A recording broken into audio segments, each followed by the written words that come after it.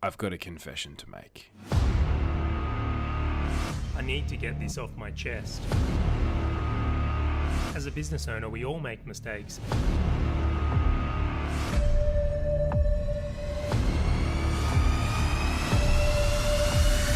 I've got to confess.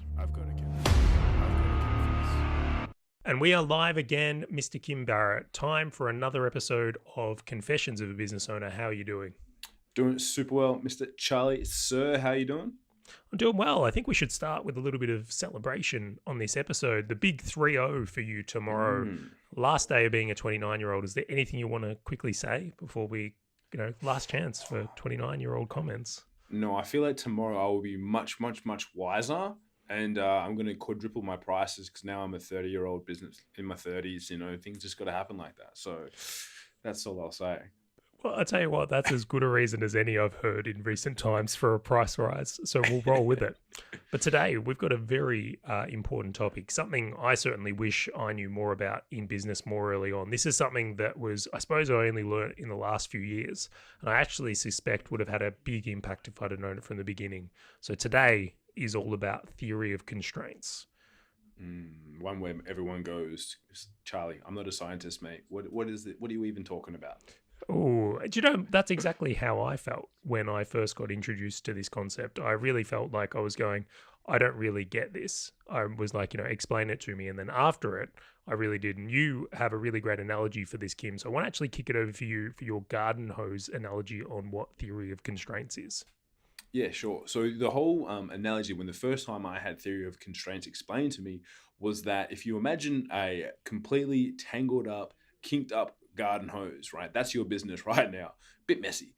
And at any one point in time, there's only actually one kink that is stopping the water from flowing, right? And the whole point, and when you're looking at your business, most people try and untangle the whole hose at once, when all you really need to do is find what's the current constraint, where's the current kink in the hose, how can we optimize, improve, adjust that so that water can flow freely, and then from there we move on to the next point. Because really, as you go through and you learn more about this, and some of the stories we'll tell you guys today, it's not that the theory of constraints is like you do it and then it's done and tick, and then you never have a constraint again. It's always a ever perpetuating, sure, Perpetual? perpetuating, same thing, new word, just constrained in my language, right? Self-perpetuating cycle where always you're going to be trying to identify exactly what the constraint is currently with your business and how to improve it and how to help things scale from there. Yeah, I love that analogy. I think it's a really interesting way of viewing theory of constraints. It's like, as a business, if your goal is to move more water through your hose, in this example here, like a lot of people just stand there trying to open up the tap. They just keep trying to increase the pressure and think that's how they're going to move more water through the hose. But if the hose has got kinks at it, in a certain order, you need to start from the start of the hose and untangle those kinks. Because if you just kind of untangle the kinks at the end of the hose, you're not really solving the problems up the line.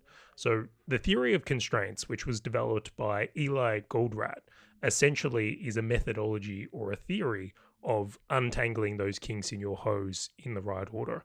Very, very powerful concept. So I wanted to open this one up a little bit by, I've kind of described it there. The one I see most commonly from business owners is they're kind of trying to always apply more leads to the business. They're always trying to bring more leads into a business, thinking that's ultimately, like opening that tap, putting more pressure through the hose. And quite commonly, that ends up being their downfall. It ends up being or creating a problem of its own when they do it. So theory of constraints kind of enables businesses to not just focus on leads and sales, but very much understanding how you can do things to enable a greater flow or greater result from your business in general. So one of the things I thought would be really cool in this episode, Kim, is I wanted to kick over to a story or a time when you've used theories of constraints to have a gain in your business. Yeah, definitely. And I'll give you two if that's all right. I'll give you one where we haven't been able to identify it because of a current problem, or not a problem, because of our current, I'll say, malfunction, what we've been doing in one of our businesses. So we have a company called the Funnel Division, which Chris Benetti works alongside myself. He's a co-founder. He runs the business. I'm just obviously the looks, right? I'm just over here looking pretty. In that business, so there's a couple of team members. There's Chris, another funnel person, and we've also got some assistants from our team as well. However, the other person that works on the funnels with Chris hadn't been accurately tracking their time. And Chris is going, oh, like, he's not really paid, like he's paid more in a base, not like a per hour or per project thing. He works as much as needed. And I said, look, like, that's cool. However, we literally drew up, and just the other day for the theory of constraints, drew it on the board and said, well, we need to work out how many funnels, because Chris specializes in webinar funnels. But he also has 1 to 2, or a couple of clients on management. I'm very selective with those clients. So I said, we need to figure out, based on the 2 different offerings that we have, what our constraint will be and what's the maximum number of people that we can put on this. Because if we don't, we'll bring it in, there'll be problems and we won't be able to work it out. And so we've had to go, well, actually, we need to have 1 to 2 weeks of accurate tracking for us to be able to figure out and work out exactly what essentially the units of production are. It's like, if someone comes in for a webinar funnel, we know how long it should take, but is that how long it has been taking? Like, we can't actually make any decisions yet. So because of that, we haven't been able to really turn on marketing or anything else just yet, because we need to figure out, first of all, what our capacity is, essentially what they call in the book, The Goal by Dr. Eli Goldratt, your throughput, like what the throughput can be potentially and where it's at the moment, to see how much we can actually produce. So that was a time where we've gone to look to use the theory of constraints, but we can't because there's been something missing in the business. Now, I'm just going to hold up a second there. I think we want to break that down, because there's some immense power in what you said right there. Is like, you've actually got a concern about bringing more marketing or leads or sales into this business because you're not sure of the capacity of the business. So we'll stick to the garden hose analogies. Like, you're not actually sure how much water can get through as a flow at the moment. So identifying capacity is a really good starting point from that. And I imagine a lot of business owners may not be in tune to it if they just have people on staff. So I love that as the first step. And then you guys are looking to understand that or test it for a few weeks so that you can see what your capacity flow is, and then you'll adjust your marketing to suit what can actually be contained in the hose. Very, very clever, Kim. I like it. Continue on with the story. Thank you. And I'll just like put the icing on that one, because also it's like, we could just put more people in. We technically have, from what we can see, capacity. However, we don't know what that's like. And also then we don't know how to, we want to make sure that we have the right refined processes and we have measurements and KPIs for our team to hit based on that capacity and that output or throughput also. So that's really the reason why we've dived deep into that for the last couple of weeks for ourselves. Now, previously in Your Social Voice, we have used this quite often when it's come to looking at the outcome of things, because as you said, a lot of times you identify, you've got your host, your business, you've got all the kinks, which is like the different departments even. However, within each department, there's so many more subsectors that can also then have a impact on your output or what you're able to do. So we started looking at it from our sales perspective. And if we looked at the start, we're getting leads coming in and we're getting bookings going to a calendar. We had an appointment setter booking appointments for our senior guys. They were closing them. Now, we wanted to have each senior guy doing around 30 a week, which is about 6 a day, which if you're doing hour to hour and a half calls, depending, about an hour normally ours would go for, like, that's probably enough. 6 hours on the phone is a pretty long time if you're speaking to people back to back. So we went with that, and they've got gap for lunch and all that sort of stuff. So they weren't getting enough output. They weren't getting enough bookings coming to the calendar. There was 2 guys and they were hitting about 20 each. So we're about 20 away, right? We're about 20 away from hitting it. So the immediate logical, if you didn't necessarily know this, would be, well, we need more leads on the front end, right? We need to get more leads. I'll go with it. Sure, why not? Yeah, like that's what we need to do. However, it wasn't a leads problem, right? It wasn't a leads problem. The problem was the capacity of the appointment setter. We had one appointment setter who was booking 40 calls in a week, but that was pretty much her capacity. She wasn't able to do enough dials to increase that to get more than 40, right? And she needed to get to 60. So getting more leads in did not mean that we're going to get any more appointments. We could have got 1,000 more leads in. We weren't going to get any more because she was already hitting her capacity, booking 40 appointments a week, right? So she's booking 8 appointments a day. They're like, the conversations are about 10, 15 minutes long, but she's got to call a lot of people to get a hold of them to book them in. So most people just go, well, we just need more leads. However, what we needed to do was we actually needed to bring in another appointment setter. the number of leads we're getting was fine. It's really interesting, even in this story. I feel like lead gen is going to get a bashing on this podcast, and I don't want that to be the intent, but this is the common one we see in a lot of cases. So very clearly identified that, if you're not paying attention to where the constraint is, or you can't identify what the constraint is in this example, the obvious answer may not have been as obvious. So did you bring another appointment setter in? Did this kind of lift that constraint or remove it? Yes, but then we had a secondary problem. Right, so we brought in an appointment setter, but then all hail leads, right? Leads come back into play. This is, go leads, right? The appointment setter, then they only had the ability to book about another 10 based on the current number of leads that we had. So they were booking 50 of a potential. Our output was 60, like the maximum that we could have was 60, which would equate to X number of sales. However, now we're only at 50. So we're only at 50 out of 60, and in the center column, if you will, if you're watching this on the video, which I hope you are, because otherwise my hand movements are just for me and Charley. Completely right? Useless. They're completely useless, right? The appointment setters were getting essentially 50, which was their capacity based on then the number of leads that we had. So then we had to go back, turn up the volume of leads slightly to then allow that appointment setter to also get as close to 40 as possible. However, then, as I said, the constraints keep going, right? Because then we have our capacity in the center is going to be 80 when we can only take 60. Now, this is where it's really good to identify the theory of constraints, because that person, just because they're appointment setter, doesn't mean that they always have to do appointments, right? So then we're able to use that excess capacity of that person, which was really about half of their time was able to go into follow-up, customer service, upselling, things like that, as opposed to just doing appointments because they had capacity. But we knew that our outcome over here, we didn't really have the time, energy, and effort at the moment to bring on another salesperson. We already had two, because our capacity went from here, we were doing 60 out of 60, when over here we're going to be generating 80 appointments. 80 into 60 doesn't go. There's going to be 20 excess, which can't be taken up. So there's excess capacity.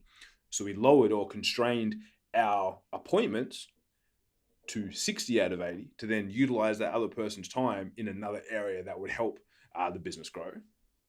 Oh, I like this a lot because in your example, what I think it provides a really good understanding of is the continual use of theory of constraints. It's not something you do once, it's something you revisit and sometimes even have to be a little bit creative with. So in your example here, as you're playing with, leads, appointments, and then sales calls, which is really cool. But then you've even been inventive of going, okay, well, with the booking person, like if the goal of the business is to grow revenue, is there another capacity that the booking person could be used to assist with that? Whether it might be customer service, might be referrals, might be follow-ups. Like there's other things that actually help you get, maybe working on another kink on that hose that does have an effect. It's just not the immediate one you're looking at from there. So I like that a lot, Kim. Is this something that continues to go on at Your Social Voice? Is this a segment you're continually playing with or unkinking? Yes, it is, because we always have a variance, especially in the sales side, because we've got senior salespeople that come and go. Same with appointment setters, depending on what they're doing and things like that. So that's always so every time something changes, it's like, well, everything else has to change also. So it's like, well, if that changes, and then as well, like we then have to apply the theory of constraints to each one of those steps also. Because when we look at it, then it's like, well, when someone books an appointment, they can show up, they can not show up, they can show up and buy, they can show up and not buy. There's all these other then constraints which then fall from that one section working also. So we always continue to apply it and see. And as soon as you keep doing it, you end up like a beautiful mind with like you're drawing all over the walls, trying to work out all the way down the little bits and pieces and how they all work intertwined. So it's something that we always consistently have to do. So even if we had our team always operating at 100%, some variable may change. Then it's like, cool, the quality of the leads may change. Then the number of people that show up for appointments may change, which can be as simple as, oh, damn, someone forgot to recharge our SMS reminders. So half the people haven't been getting their SMS reminders. You're like, oh, we just had a 20% no-show rate increase this week. How did that happen? Oh, someone forgot to, stock up. You can book me. Damn. Okay, cool. Now we have to go back and fix that problem too. Yeah, absolutely. And if you nail this is the thing, even once let's say you, in this example, you're able to work this theory of constraints and lift the volume of the front end of this business up to 100 per month. Okay. So gone from your 80 to 100. The next thing that starts to become in this constraint is actually onboarding and delivery. So it's like, is the onboarding and delivery team equipped with enough resources to be able to handle that volume of clients consistently? And then you start working over there, I dare say. Exactly. And then it's the same thing. And then it's like client outcomes, and it's like, as you said, care and follow up. And then it's like, oh, cool. Now we have 100 people every month that are paying us. Damn, our accounts team can't handle the amount of follow up. So then, it's, as you said, it always keeps growing and changing and adjusting over time. It's quite interesting because I wonder if you're the same. When I think about theory of constraints, I really break it down in a couple of things is like, I have front end, which is leads and sales area. But then I also like draw an invisible line and then have, delivery. And I almost treat them a little bit separately because they definitely do interact. And I could see that you could treat them in one line, but I feel like the approaches or strategies you would take to overcome those constraints seem to be very different. So I really like to divide them up personally. Do you do the same thing? Yeah, well, I almost like it's really essentially it's whilst they are different parts of the business, you almost need to treat each part as a different business. So if you when you listen or you read the book, the original book, The Goal, it's about originally it's applied to the first is the manufacturing component in a manufacturing plant. However, then once they work that out, then they have a whole cycle around their delivering and everything like that, and each one needs to be also almost treated in isolation to solve, but then they need to be thought about combined to optimize and scale, if that makes sense. So it's like you've got to go micro and then back up to macro to make sure that it all does flow through as it should from there. And it's a great book, that one. The Goal is the name of that book for anyone listening along at the moment that's thinking about getting it. So really interesting point of view there, Kim. I tell you what, I'm going to share some from the outsourcing angels side of things now, because I think you've done a really good job at articulating that point, and I'll flip it into another model, and I think this will be really beneficial for a lot of people. The biggest constraint at outsourcing angels is finding and vetting quality people for clients. That's honestly where we look at it. We're in a marketplace where it's quite, I don't want to say easy to generate leads, but it's not hard for us to generate enough leads to reach this capacity from here. So if we generate too many leads, what happens is we get very, very tangled up in the approach to finding and delivering quality people. So for the business we have at the moment is that in the beginning, it was Lynn that was finding people. So our constraint was how many good virtual assistants or people in the Philippines that Lynn could find per month. And then, how we got through that constraint is eventually having Lynn train other people at the company who could also help with recruitment. So our first kind of unkink of that hose was bringing in an assistant for Lynn, people that could filter off the first round of people so Lynn could be, working through more volume per month. And that worked really well. And then we increased our lead gen again and sales again, and that was really great. We were able to kind of, increase more of the front end. But then eventually we hit that same kink once again. So that same kink came out and revisited us, and then we knew we had to apply more people to that and bring in more people to it. Where now, as our recruitment team grows and our ability to kind of do things there, so does our ability to, I suppose, grow this business. So it's funny that in my type of business, which is recruiting and outsourced services, that is such a pinnacle kink. Like it's a repeatable kink. And I actually suspect that for a lot of businesses, they revisit the same kink a lot. I reckon that is something, maybe not in some manufacturing, but certainly in service type businesses, your ability to deliver your service well will be a kink that you come back to continually. So that's one that really stands out for me and how we work the volume from that, which I think is probably common in our industry, I dare say. Yeah, well, I mean, even when I look at some of the businesses like Facebook, when I went to some of their offices, 10% of their offers were taken up by recruiting staff. Because if you think about it, for them to grow, they need to have the support staff and everything else. Like for them, they're, like arguably they've got lots of users and they keep acquiring basically anyone that then becomes 13 or whatever the age is going to become a new user, pretty much guaranteed. So for them to keep fulfilling that, they need to consistently be recruiting to have people and developers and then customer service to enable it to keep growing and flowing through. So then I think the key is once you have that, it's like, well, if you identify that you're hitting getting close to the maximum, and I use the word throughput, that's just what they use in the book, but like the maximum output from a certain constraint, then that should trigger something else. Because it's like, cool, if this gets to 80, like 8 out of 10 capacity, then what happens? It's like, you don't want it to get 10 out of 10, as you said, otherwise you'll hit the, like, if you guys had fully been maxed out, you're like, all right, well, we're sidelined for a little bit, so we can't have, if we want to have sustained growth, we can't have it because we're sidelined until we find the extra units of production or extra capacity to bring it on. And I'm sure, knowing you like I do, I'm sure that you have a certain something that would happen once it gets to a certain level. Then that would kind of trigger, okay, cool, we need extra support to find more people, whatever it may be from there.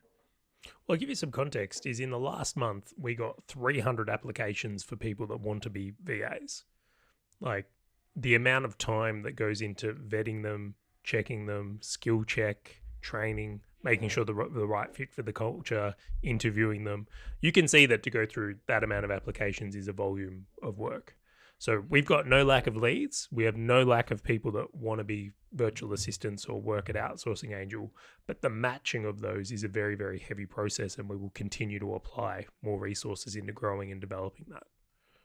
Yeah, 100%. So important. And then you got that you guys also knew that, because that's why I think some businesses can grow or even sell themselves into bankruptcy or into the ground, because they go so hard and aggressive. It's like, oh, we need to grow, we just need more sales. And it's like, okay, we've got all these sales now and no one's there to serve them. No one's there to provide customer service, or, no one's there to actually facilitate or deliver the product. Then, everything can hit the wall very quickly. Ooh, so on that point, think about it from this point of view, because I was thinking about this the other day. So, typical capitalist Charley had his capitalist hat on. He's like, well, why don't we just hire more recruiting people? Sweet, we'll just put him in a room, we'll start recruiting more people, and then you start to recognize the downfall of doing that too quickly.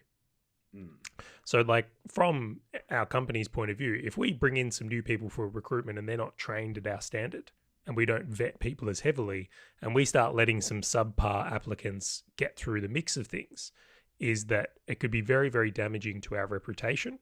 It would increase our churn.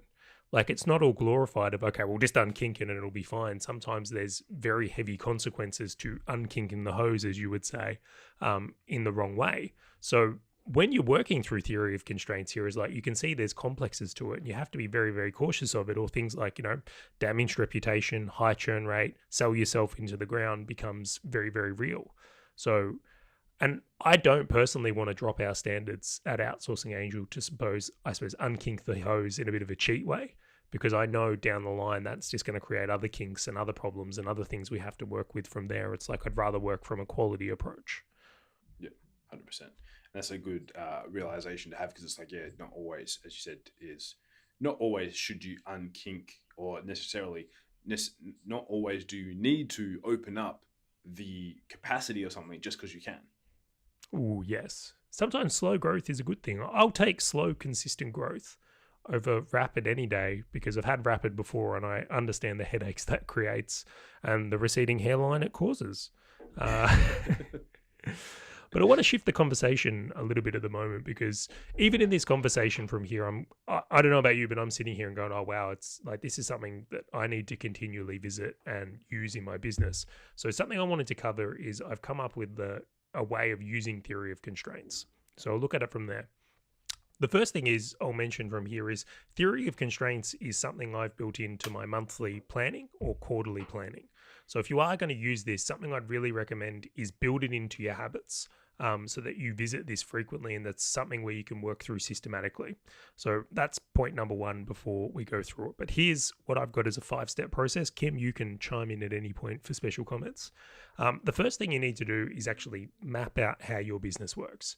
So draw out that hose in the different stages. So I'll quickly go over an example like Kim mentioned, is like, we've got leads, we've got appointments, we've got sales, we've got onboarding, we've got team capacity, we've got offboarding. Like, there's all these sections from here, and you need to look at, identifying them.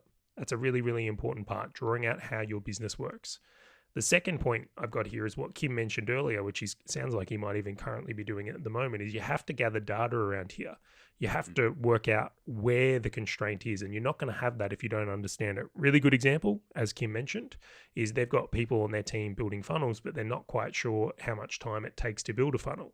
So if they don't know that information, they really don't know the capacity of what the team can deliver, and they could potentially waste a ton of money on marketing by not being able to have the right people, the right capacity set there.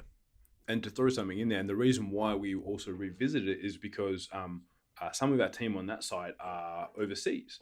And especially when you look at places like the Philippines, one of the big, and you would know, what's one of the big problems that they have? It's like rolling power outages, right? Like they have that so often. So we were talking about it and going, well, if we take out a day because of a power outage, and yes, they a lot of our team are willing to will make up hours and work at night and stuff, and that's fine and very nice of them.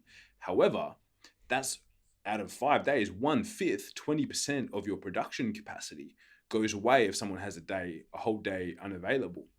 So we're going, well, what would the cost be to get a generator, right? And give them a generator for the day. I was just going to mention that laptops and wireless Wi-Fi have been my best friends on this category. But it's worth weighing up in this version of things, isn't it? It's like you start to understand, okay, well, what type of gain can I expect on my hose in this example if I was going to buy that generator and remove that constraint, or buy those batteries and laptops? Very, very powerful way of viewing it. So that's why I just want to throw in there. It's like once you identify, it's like, cool, like if that's, you then need to put in your fail-safe mechanisms to ensure that, if these things happen, how do you make sure you always can produce at the right level? Absolutely. So point 1 is drawing it out, like actually mapping out the sections of your business. Point 2 is gathering the metrics and identifying where the constraints are. So now you can visualize things, you can identify it. Point 3 is developing and executing a strategy to remove or lift the constraint. So we've mentioned many good ones on this episode, and even one just before is like, okay, well, if my constraint is my Philippines team, to remove that constraint, I can hire more people. That could be a strategy. Or I could buy generators and Wi-Fi so that was less downtime. Or it might be, how could I improve training so the team could be quicker at what they do? Or maybe it's just improving equipment in general. So you can see you can snowball a whole bunch of ideas really, really quickly. I'd also mention this is a really powerful exercise to do with someone else. Like even on this call now, is like me and Kim have very different ideas, and it can be very, very useful to develop those strategies with the help of other people. Feeling all right, dude? Is this what old age does to you? Choking on your brilliance, man. That's all. Oh, stop. I just thought it might be because you're turning 30 tomorrow. It's like, old age is really starting to settle in. It's downhill. I'm about to go to bed after this podcast as well. Can't blame you. What is it? Probably 1 o'clock in the afternoon. Anyway, step 4 is after you've developed and executed a strategy. And I think this is a really important point. A lot of the times people will develop and execute something, but then they won't ever measure how effective it's been. So I think it's just critically essential that you start measuring again at this point. Seeing the result of your strategy and execution here can make a really big difference.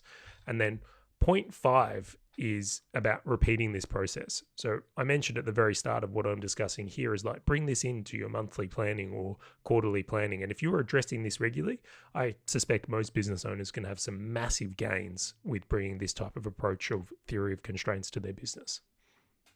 Yeah, I think that's such a perfect checklist for people to run through. And like you said, if you do it regularly, like you'll be surprised at what you can find and then also optimize and improve. And it's a safe and more succinct way, I think, when you go about growing something, because it just gives you all the information. You can go, because normally it's like, cool, do more in this area. However, how does that affect everything else? Should we do more in this area? And like I said before, just because you can do something doesn't mean that you should. Yeah, absolutely. The thing I love most about theory of constraints is it removes the idea of perfectionism. So the idea being that if you unkink a section of the hose, well, you've just got another section to unkink next. I think a lot of business owners have this idea of, well, if I just fix this problem, then everything's going to be perfect. And I'm yet to have that happen to me. Kim, you may have it sorted. You're a smarter guy than I am. But if you're treating your business of going, well, I'm going to fix this problem and I know that this is going to create the next thing I need to work on, it's a healthier mindset and a healthier flow of continuation, or Kaizen, if you will, the art of continuous improvement, which is a much better way to run a business, in my opinion. Yeah, 100% agreed. If you just do this over and over again, it's just to make things a bit easier. It doesn't mean that any problem will go away. Absolutely. Well, that's it for this episode, guys. This has been Theory of Constraints. Check out the book, The Goal, if you are going to want to dive a bit deeper onto this, but hopefully this has been helpful to your business. Thank you so much for joining me on this episode, Kim. That's it from us. Thank you, sir. Adios.